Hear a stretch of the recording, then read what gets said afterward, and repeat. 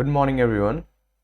तो आज हमारा प्रश्न है कि यदि n एक विषम पूर्णांक है तो दर्शाइए कि n स्क्वायर माइनस 1 8 से विभाज्य है। ठीक है, या अगर इंग्लिश बोले तो if n is odd integer then show that n square minus 1 is divisible by 8। ठीक है, ओके। आपको n क्या दिया गया है? सॉरी वेट, n आपको दिया गया है, ये एक विषम पूर्णांक है। ठीक है, विषम पूर्णांक क्या होता है? विषम पूर्णांक क्या होता है? 1 3 5 7 9 ऐसे कुछ भी, ये सब विषम पूर्णांक है। तो अगर आप इसमें वैल्यू पुट करो, ठीक है, n स्क्वायर माइनस 1 में, तो आपको 1 रखोगे तो आपको क्या वैल्यू आएगा? 1 रखोगे तो आपको वैल्यू आएगा 0। 3 रखोगे तो आपको वैल्यू आएगा 8। 3 के बाद अगर आप 4 रखोगे, सॉरी 5 रखोगे तो आपका वैल्यू आएगा ये 5 5 25 और 1 24। ठीक है, और 6 रखोगे तो आपका वैल्यू क्या आएगा? 6 36, सॉरी 6 नहीं रखना है ना, अपन को ऑड रखना है, ऑड, सॉरी। तो 5 के बाद क्या है? 7। तो 7 रखोगे तो आपका आएगा 48। अब देखो 48 है ना, तो ये भी 8 से डिवाइड, ये भी 8 से विभाजित है, ये भी 8 से विभाजित है, 24 भी 8 से विभाजित है और 48 भी 8 से विभाजित है, यानी कि डिविजिबल है। ठीक है, तो हमको ये चीज़ तो हमको दिख रहा है कि हम कोई भी विषम पूर्णांक ले रहे हैं, 9 लो, 11 लो, इसी प्रकार 13 लो, तो ये 8 से डिविजिबल होगा। लेकिन इसको सिद्ध कैसे करेंगे? तो देखो सिद्ध कैसे करते हैं। तो n हमारा क्या है? n हमारा है ऑड इंटीजर। ठीक है, n हमारा क्या है? Odd integer. ठीक है, यानी कि विषम पूर्णांक। ओके, तो हम क्या कहते हैं, देखो कोई सा भी विषम पूर्णांक हो ना, उसको आप कैसे लिख सकते हैं? 4n plus 1 4। ओके, यहाँ पे n नहीं रखते, आपको कंफ्यूजन हो जाएगा। मान लो x कोई वेरिएबल है, यानी चर है x। ठीक है, तो या तो हम उसको 4x प्लस 1 की तरफ से लिख सकते हैं, या तो 4x प्लस 3 के रूप में लिख सकते हैं। क्या मतलब? जैसे देखो हम कहेंगे, आप 3 को कैसे लिख सकते हो? तो 3 को आप लिख सकते हो ना 2 इंटू 1 प्लस 1। आप 5 को लिख सकते हो ना 2 इंटू 2 प्लस 1। 7 को लिख सकते हो ना 2 इंटू 3 प्लस 1। तो आप इस तीनों संख्या में देखो, तो आप ये सब आपका क्या है? विषम पूर्णांक है। ये सब आपका क्या है? विषम पूर्णांक है। तो देखो इसको आप क्या लिख सकते हो? इस तीनों में ये 2 तो सेम ही रह रहा है, 1 तो सेम ही रह रहा है, बदल कौन रहा है? ये रहा है। तो हम क्या कहेंगे? कोई भी विषम पूर्णांक को हम लोग 2x प्लस 1 के फॉर्म में लिख सकते हैं। वैसे 1 भी आएगा तो इसको आप 2 इंटू 0 प्लस 1 लिख सकते हो। ठीक है, तो हम लोग कोई भी विषम पूर्णांक है उसको इस फॉर्म में लिख सकते हैं ना, उसी प्रकार हम लोग इस फॉर्म में भी लिख सकते हैं। कंफ्यूज को यहां पे मत होना। देखो या तो हम 2x प्लस 1 के फॉर्म में लिख सकते हैं, या तो हम 4x प्लस 1 के फॉर्म में लिख सकते हैं। अब बोलेंगे भैया यहां पे भी x है, यहां पे भी x है। तो भाई देखो आप x से कंफ्यूज मत हो, ये x एक वेरिएबल है, x के जगह पे हम a b c d कुछ भी रख सकते हैं। ठीक है, तो आप देखो 4x प्लस 1 और 4x प्लस 3, इसका क्या मतलब हुआ? तो देखो इसका क्या मतलब हुआ, जैसे आपका विषम पूर्णांक कौन है? n है ना। n की वैल्यू क्या क्या हो सकती है? 1 हो सकती है, 3 हो सकती है, 5 हो सकती है, 7 हो सकती है, 9 हो सकती है, 11 13 15 17, ये सब कुछ हो सकती है। ऐसा ही डॉट डॉट डॉट आगे भी हो सकती है। तो अब देखो क्या हमारा एक इन दोनों में से किसी से आ रहा है x की कोई भी मान पे? तो देखते हैं। तो अगर x की वैल्यू हम 0 रखे तो 4 इंटू 0, ये तो 1 आ गया। अब 3 किससे आएगा? तो 3 देखो इससे आता है कि नहीं? मतलब इस दोनों में से किसी एक से मतलब इस दोनों के फॉर्म में लिख सकते हैं। क्या मतलब? या तो कोई भी विषम पूर्णांक हम इस फॉर्म में लिख सकते हैं, या तो इस फॉर्म में लिख सकते हैं। ठीक है, तो देखो अभी 3 को कैसे लिखेंगे? तो 4 इंटू 0 प्लस 3, इस फॉर्म में लिख दिए, नीचे वाले फॉर्म में, तो इक्वस टू आ गया 1। अब 5 को कैसे लिखेंगे? तो 5 को ऊपर वाले टर्म में लिखेंगे, तो 4 इंटू 1। मतलब अब कोई बोलेगा भैया हम नीचे वाले टर्म में क्यों नहीं लिखे? तो भाई ये किसी में से एक से भी लिखो, उससे मतलब नहीं है, किसी एक से लिखो। तो 4 इंटू 1 प्लस 1, तो ये कितना हो गया? 4 1 4 और 1 5, ठीक है। तो देखो, तो हम यदि यदि हम n को हम लोग कैसे लिख सकते हैं, 4x प्लस 1 या फिर 4x प्लस 3, इसी दोनों में से किसी एक के नहीं लिख सकते हैं। तो हमको क्या सिद्ध करना है, हमको ये सिद्ध करना है कि n स्क्वायर माइनस 1 है ना, हाँ। तो हमको यदि ये सिद्ध करना है कि n स्क्वायर माइनस 1 ये 8 से विभाजित होता है, ये सिद्ध करे, तो क्या हम n, अगर हम ये सिद्ध कर दे कि 4x प्लस 1, n के जगह पे 4x प्लस 1 का स्क्वायर एक बार रख दे, और एक बार n के जगह पे 4x प्लस 3 का स्क्वायर रख दे, ठीक है। n के जगह पे देखो, एक बार ये मान रखें, एक बार ये मान रखें, तो अगर ये दोनों संख्या 8 से विभाजित हो जाएगा, तो हम क्या कहेंगे, जैसे कुछ विषम पूर्णांक हम इसमें रख रहे हैं, मतलब जैसे 1 5 और 9, ये सब है ना, इस फॉर्म में आएगा, और 3 7 11 ये सब इस फॉर्म में आएगा।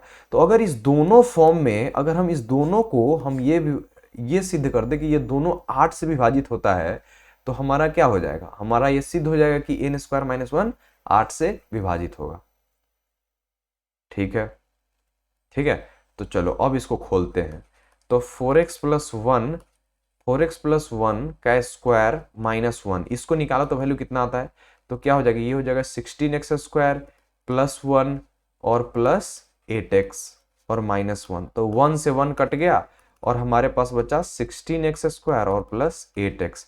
तो दोनों में से 8 कॉमन आ जाएगा, तो ये आ गया, ये आ गया कितना, ये आ गया हमारा 2x और plus sorry 2x square plus x, ठीक है। तो अब देखो, इससे 8, इसमें से 8 कॉमन निकल गया, मतलब ये जो भी संख्या है ना, मतलब ये जो भी संख्या है ना, ये 8 से हमेशा डिवाइड होगा। कैसे, तो जैसे 8 इंटू 2x स्क्वायर और प्लस x, तो अगर आप इसको 8 से डिवाइड करोगे तो 8 से 8 कट जाएगा और ये आपका हमेशा शेष बचेगा। समझ गया ना, ये तो बहुत बच्चे को, ये तो बहुत आसानी से समझ में आ जाता होगा ना, क्योंकि इसका एक गुणनखंड 8 है, इसीलिए यह संख्या 8 से डिवाइड होता है। समझ रहा है ना, ऐसा क्यों कहते हैं। x यहाँ पे क्या है, पूर्णांक है ना, 0 1 2 3 4 5 6 7, यहाँ पे x कुछ भी हो सकता है, तो उसको आप यहां डालोगे तो ये कुछ भी वैल्यू आएगा, लेकिन ये क्या होगा, 8 मल्टीप्लाई कोई भी वैल्यू y मान लो, कोई भी वैल्यू y होगा, और इसको आप 8 से डिवाइड करोगे तो 8 से 8 कट जाएगा, आपका y शेषफल मतलब भागफल आ ही जाएगा। समझ रहे हो ना। तो ये तो हम आपको एग्जाम्पल के लिए दिखाए थे, यहाँ पे 8 कॉमन निकल गया, यहाँ पे 8 कॉमन निकल गया, तो हम कहेंगे कि हाँ भाई ये 8 से डिवाइड हो गया। तो ये तो पता चल गया कि x जैसे ही n की वैल्यू 4x प्लस 1 है, तो वो तो 8 से डिवाइड हो रहा है।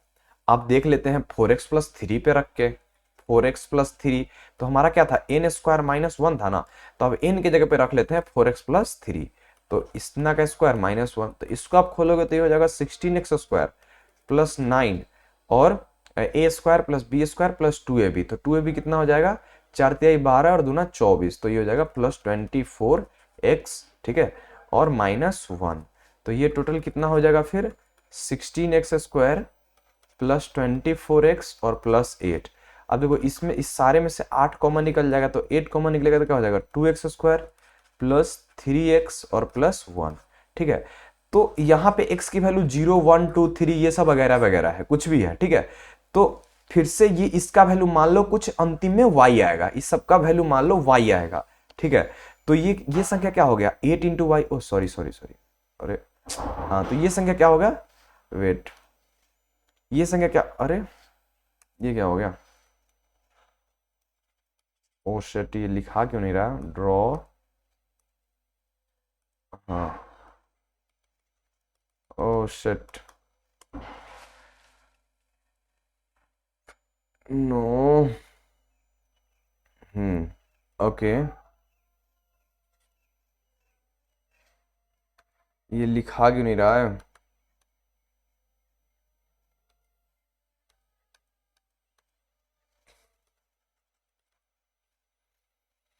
एक मिनट, इसको मैं रिफ्रेश करता हूँ।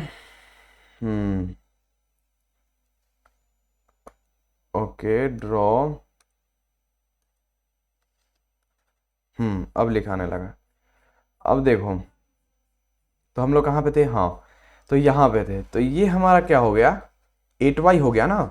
तो ये भी इसका एक गुणनखंड 8 निकल गया, तो मतलब ये भी संख्या 8 से विभाजित है। तो हमारा क्या मतलब निकला, क्योंकि हम n हमारा क्या है, विषम पूर्णांक, विषम पूर्णांक, ठीक है। और इसको हम किस फॉर्म में लिखे, इसको हम या तो लिख सकते हैं 4x प्लस 1 या तो 4x प्लस 3 के फॉर्म में। और जब हम n की वैल्यू इसमें से ये भी रखे चाहे ये भी रखे, दोनों के केस में 8 गुणनखंड निकल रहा है, इसीलिए वो जो संख्या है वो 8 से विभाजित होगा। इसीलिए n स्क्वायर माइनस 1, जहां n एक विषम पूर्णांक है, वो 8 से विभाजित होगा। इस तरह से सिद्ध होता है, ठीक है, सिद्ध होता है। तो ये तो हम आपको कंसेप्ट बता दिए। आप इसको सिद्ध कैसे करोगे, तो सिद्ध करने के लिए सीधे आप लिखना, आप किताब में से देख लेना कैसे लिखता है, लेकिन आपको हम बताते हैं।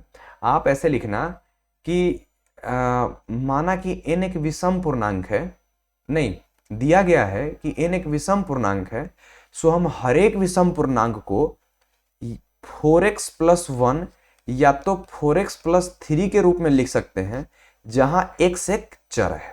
ठीक, इतना कंप्लीट हो गया, ठीक है। तो अब पहला केस 1, ठीक है, केस 1 में लिखना। केस 1 में क्या लिखोगे, क्योंकि हम इंग्लिश मीडियम से स्टूडेंट है तो हिंदी अभी भूल गए हैं, ठीक है। तो केस 1 को हिंदी में क्या बोलते हैं, वही आप देख लेना, ठीक है। तो आप लिखे कि n का मान 4x प्लस 1 रखने पर, ठीक है, और फिर ये वाला कैलकुलेशन कर देना, n स्क्वायर प्लस 1 और माइनस 1। तो आप इसमें, तो आप फिर यहां पे लाके आप क्या लिख देना कि चूंकि इसका गुणनखंड 8 है, यानी कि यह संख्या 8 से विभाजित है, ठीक है। अब केस 2 में लिख देना, फिर उसी प्रकार 4x प्लस 3 के लिए लिख देना, 4x प्लस 3 के लिए ये कैलकुलेशन कर देना, और फिर आपको ये वाली चीज आएगी, इसका एक अभाज्य इसका एक गुणनखंड 8 है, इसीलिए संख्या 8 से विभाजित होगी। तो लिखना चूंकि n का मान इतना और इतना, चूंकि n का मान, ठीक है ना, n का मान 4x प्लस 1, 4x प्लस 1 और 4x प्लस 3 रखने पे 8 से विभाज्य होता है, अतः n स्क्वायर माइनस 1 8 से विभाज्य होगा, सिद्ध, ठीक है, विभाज्य होगा। राइटिंग अच्छी नहीं है, विभाज्य होगा सिद्ध, यानी कि प्रूव्ड, ठीक है। ऐसे करके आप लिख देना, ठीक है। तो आई होप आपको ये चीजें समझ में आ गई, ठीक है। तो कमेंट में लिख के जरूर बताना आया कि नहीं आया, क्या नहीं आया, ठीक है, ताकि अगले वीडियो में आपके लिए और बेहतर वीडियो बना सके। Thank you so much.